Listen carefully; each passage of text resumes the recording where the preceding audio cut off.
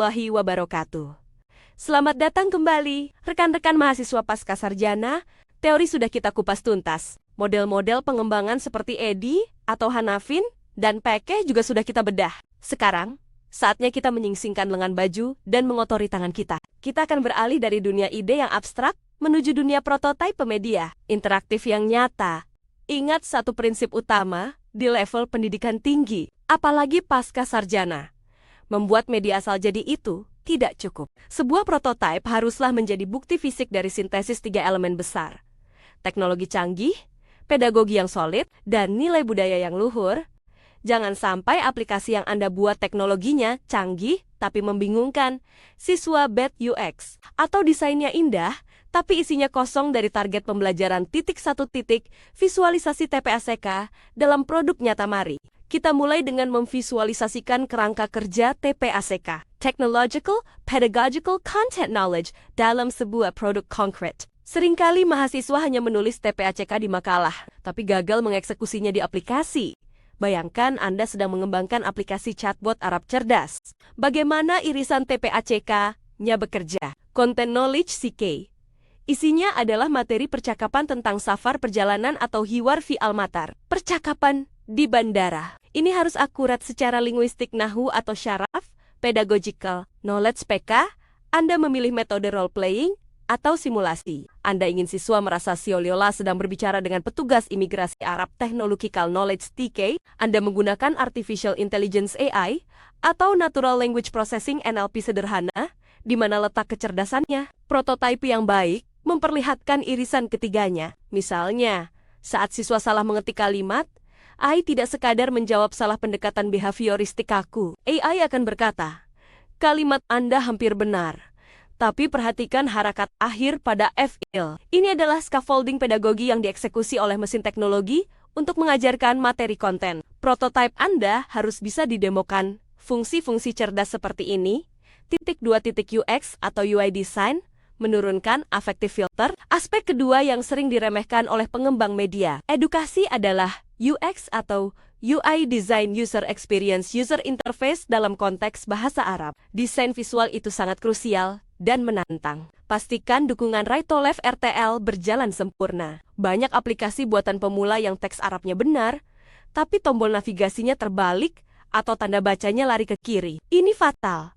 Gunakan jenis font yang tepat. Jangan gunakan font standar sistem yang kaku. Pilihlah font seperti Nas yang rapi atau kuvi modern yang estetik dan terbaca jelas di layar HP kecil. Ingat, mata lelah menghambat otak bekerja. Mengapa ini penting secara teoritis? Dalam teori Stephen Kroshen, ada yang disebut affective filter. Jika filter ini naik karena cemas, bingung, atau marah, input bahasa tidak akan masuk ke otak. UI yang buruk menaikkan affective filter. Siswa jadi frustrasi, bukan karena materi nahunya sulit, tapi karena tombolnya susah diklik atau warnanya menyakitkan mata. Tujuan OX yang baik adalah membuat teknologi menghilang. Siswa harusnya fokus 100% pada belajar bahasa, bukan sibuk mencari tombol next atau menu 3. Integrasi kearifan lokal Bugis, identitas dalam digital poin ketiga. Dan ini adalah ciri khas prodi kita. Integrasi kearifan lokal Bugis. Saya tidak ingin melihat tempelan batik atau sarung sekadar hiasan. Integrasi ini harus ada di 2 level, estetis dan substantif. Secara estetis permukaan, gunakan palet warna alam Bugis coklat tanah, hijau, merah marun, atau motif lipas sabe sutra sengkang dalam header atau background aplikasi. Gunakan filosofi sulapa EPA segi 4 dalam menata layout menu. Ini membangun suasana akrab familiarity bagi siswa lokal. Secara substantif mendalam. Ini yang lebih penting. Jadikan filosofi hidup Bugis seperti siri napaks, harga diri dan empati sebagai topik bahasan utama dalam latihan maharah kalam atau kitabah. Contoh, dalam latihan menerjemahkan, jangan melulu soal Ahmad pergi ke pasar. Buatlah teks. Bagaimana menjelaskan konsep siri kepada orang Arab? Mungkin Anda memperkenalkan istilah Arab asyaraf kemuliaan atau al-muru'ah keperwiraan sebagai padanan kata. Dengan cara ini, prototipe Anda mengajak siswa belajar bahasa Arab untuk menjelaskan identitas mereka sendiri. Ini menanamkan cinta budaya secara elegan dan intelektual. 4. Alur rapid prototyping dan prinsip multimedia terakhir. Bagaimana cara memulainya? Jangan langsung coding, jangan langsung buka software berat. Ikuti alur rapid prototyping. Wireframe, Mulailah dengan sketsa kasar di kertas. Coret-coret letak tombol, letak gambar, letak teks. Fokus pada struktur, bukan keindahan. Mockup pindahkan sketsa itu ke aplikasi desain seperti Canva atau Figma. Beri warna, beri gambar, beri font asli. Ini adalah visualisasi statis, interaktif prototype. Beri nyawa. Buat tombol yang bisa diklik untuk pindah halaman saat menyusun konten. Terapkan prinsip multimedia learning dari Richard Mayer Coherence Principle.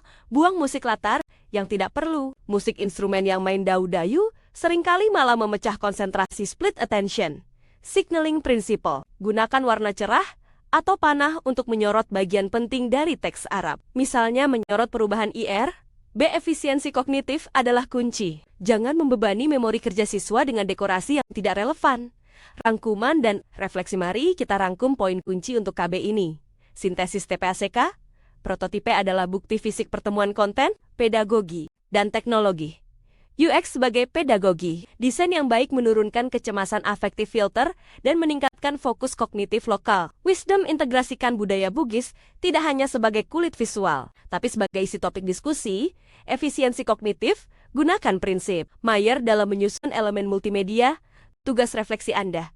Saya ingin Anda mengambil selembar kertas kosong sekarang. Buatlah wireframe sketsa kasar. Untuk satu halaman utama aplikasi media pembelajaran yang Anda impikan, fitur apa yang akan Anda tonjolkan untuk mengatasi kesulitan satu maharah tertentu, misal Istima, di mana letak sentuhan budaya Bagisnia dalam sketsa tersebut? Jangan takut salah, karena inovasi besar selalu lahir dari koretan-koretan awal yang sederhana. Selamat berkarya, selamat merancang masa depan pembelajaran bahasa Arab. Wassalamualaikum.